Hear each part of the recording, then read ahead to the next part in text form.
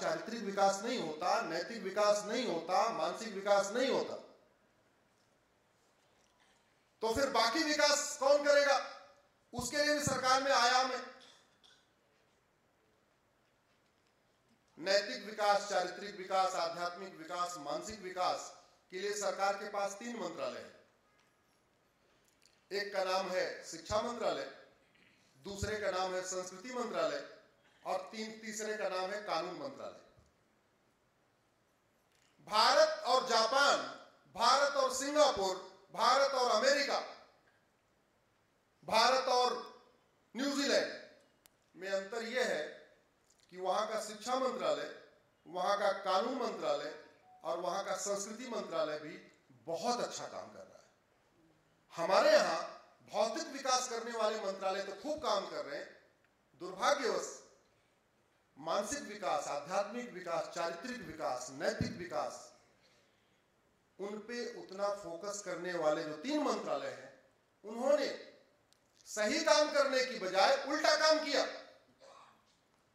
गाड़ी ले जानी थी कहीं और, ले गए कहीं और।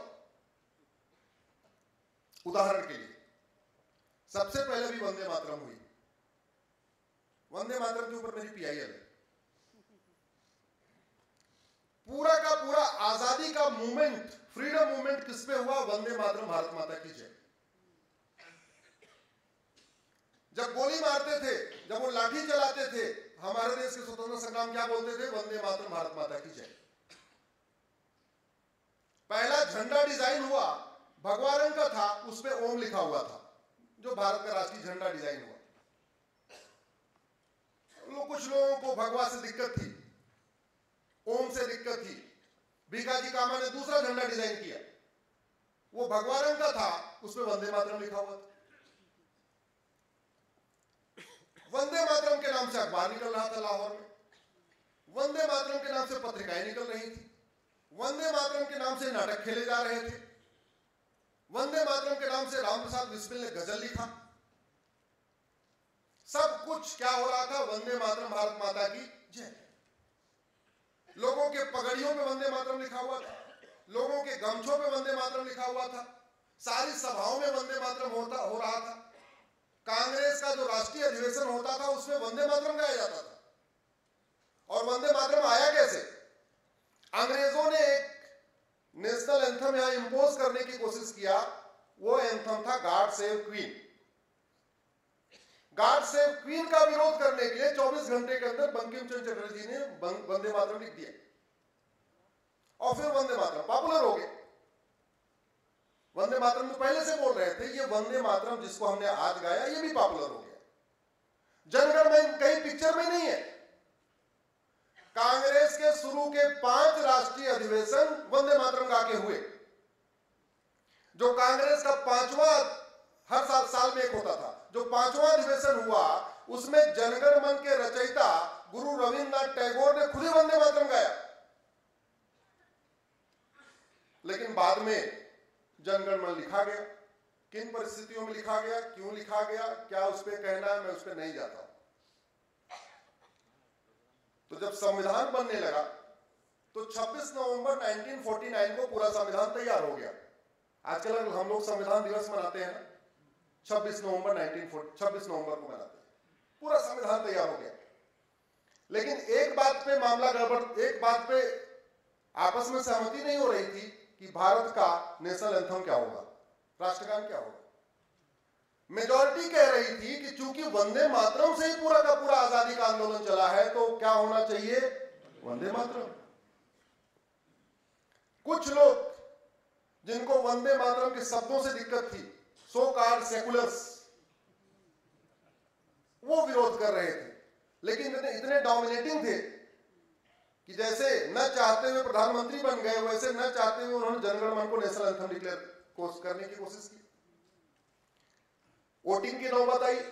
डॉक्टर राजेंद्र प्रसाद ने 26 जनवरी से 2 दिन पहले, 26 जनवरी 1950 हम लोग रिपब्लिक डे मनाते हैं ना, उससे 2 दिन पहले 24 जनवरी को एक संविधान सभा की फिर बैठक बुलाई।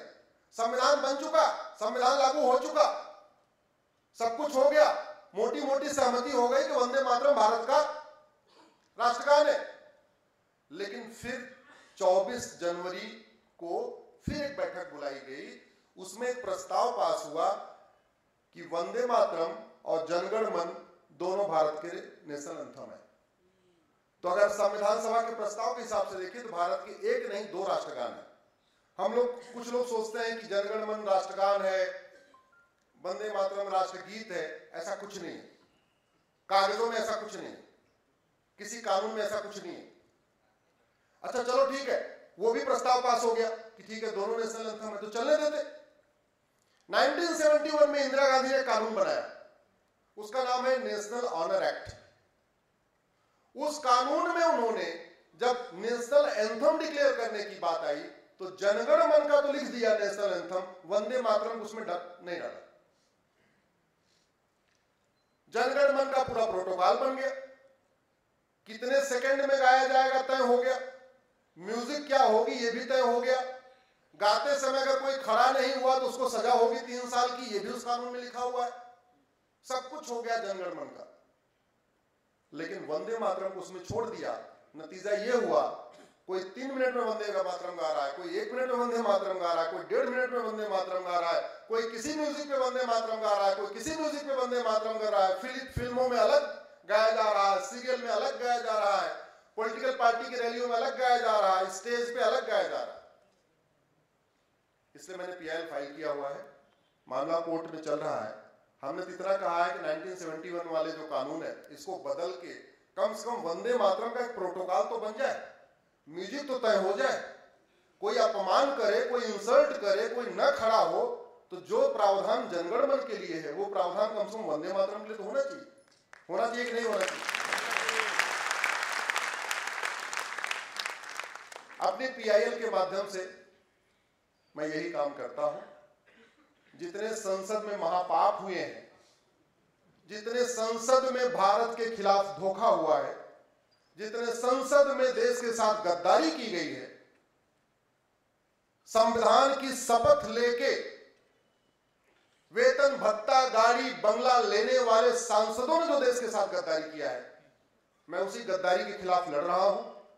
क्योंकि सांसद नहीं हूं कि मैं संसद में इस बात को उठा पाऊं, तो मैंने फिर सुप्रीम कोर्ट का रास्ता तय किया, इंजीनियरिंग की नौकरी छोड़ी, आ गए सुप्रीम कोर्ट, और तब से पिछले 20 वर्ष से ही काम अपना चल रहा है।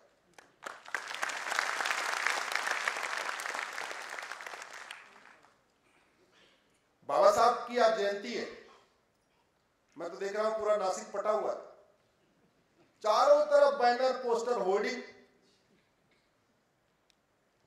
सब माला पहना रहे, इधर वाले भी पहना रहे, उधर वाले भी पहना रहे, उत्तर वाले भी माला पहना रहे, दक्षिण वाला भी माला पहना रहे, पूरब वाले भी, पश्चिम वाले भी। लेकिन बाबा साहब चाहते क्या थे, इस पे कोई बोलने के लिए तैयार नहीं है। जब भारत में ऑफिशियल लैंग्वेज की बात आई कि भारत की राष्ट्रभाषा क्या हो, तो गांधी जी चाहते थे जब जिंदा थे कि भारत की ऑफिशियल लैंग्वेज हिंदी होनी चाहिए, क्योंकि भारत में लगभग मेजॉरिटी इसको जानती है, लिखती है, इसको पढ़ती है। दक्षिण के कुछ लोग इसका विरोध कर रहे थे। भारत की राष्ट्रभाषा संस्कृत होनी चाहिए, ये बिल, ये प्रस्ताव बाबा साहब अम्बेडकर ने संविधान सभा में पेश किया, और उसके पीछे लॉजिक भी दिया था। 2 लॉजिक दिया उन्होंने। पहला, उन्होंने कहा इससे एक तो ये होगा, उत्तर दक्षिण का झगड़ा बंद हो जाएगा, हिंदी गैर हिंदी का झगड़ा बंद हो जाएगा, क्योंकि तमिलनाडु और उधर वाले हिंदी का थोड़ा विरोध तो कर रहे थे, संस्कृत का विरोध नहीं कर रहे थे। सच्चाई तो यह है कि साउथ में सारे नाम संस्कृत में ही होते हैं। जैसे उत्तर भारत में जहां जहां मुगलों का राज है, वहां जो गांव होता है उसका नाम पुर होता है, रामपुर, श्यामपुर, ऐसे होता है। दक्षिण भारत में रामपुरम, मछलीपुरम, मछलीपट्टनम, रामनाथपुरम, ऐसे नाम होता है, लास्ट में मां होता है संस्कृत के उसमें। दक्षिण भारत में सबसे ज्यादा, चाहे महिला हो पुरुष, नाम उसका संस्कृत में होता है, लास्ट में इस तरीके से कुछ रखा जाता है। दुर्भाग्यवश आज की डेट में बाबा साहब की बात करने वाले, संविधान की बात करने वाले उसमें भी तैयार नहीं हुए। बाबा साहब का प्रस्ताव गिर गया। बाबा साहब चाहते थे कि जब देश आजाद हुआ है और विभाजन मजहब के आधार पे हुआ, एक बाबा साहब की किताब है पार्टीशन ऑफ इंडिया, उसको आप लोग पढ़िए। ये कहना था कि ये विभाजन को मैं तब एक्सेप्ट करूंगा जब मजहब के आधार पर अगर ये डिवीजन हो रहा है, पाक नापाक के आधार पर हो रहा है, तो सारे पाक उधर चले जाएं, सारे नापाक इधर रहे। भाई जो उस समय थ्योरी दी गई थी, ये तो दी गई थी हम पाक है, ये हिंदू नापाक होते हैं तो पाक नापाक एक साथ नहीं रहते, हम पाक है, हम अपना पाक स्थान बनाएंगे। पाकिस्तान का मतलब पाक स्थान, वो नाम इसलिए पड़ा। तो बाबा साहब ने कहा कि तुम पाक स्थान बना ही रहे हो, तो इधर के जितने पाक